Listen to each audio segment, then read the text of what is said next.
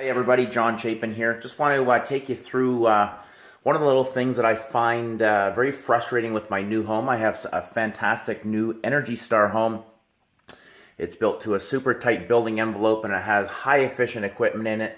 Things like a heat recovery ventilator, commonly called an HRV. And unfortunately, my HRV comes with a silly little controller like this.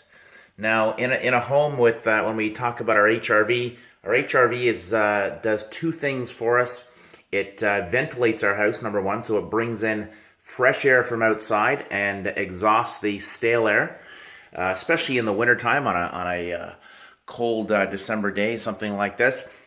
But moreover, what it does is it controls our relative humidity. So my current controller for my HRV is a simple little builder grade, dumb it down version that anyone with half a brain cell can work. And unfortunately, this doesn't give me much control. It doesn't allow me to actually control my humidity. So what I've used is I've gone out to Canadian Tire and I bought myself a nice little Honeywell hygrometer. That's with a G, a hygrometer.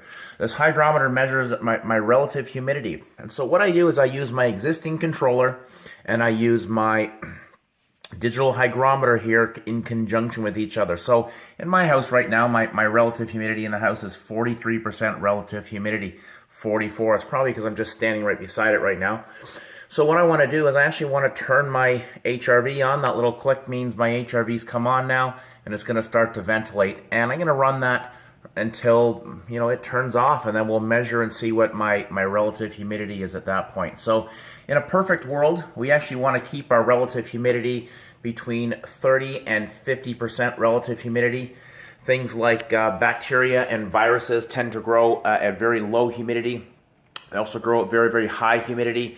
And we also want to keep our humidity down because we want to keep it, if we can keep it down below 50 or 55% relative humidity, we eliminate the possibility of things like mold and dust mites growing. So that's my little point for the day. A really cool trick, an easy way to use your existing silly little controller with a new digital hygrometer and give yourself some pinpoint accuracy for relative humidity.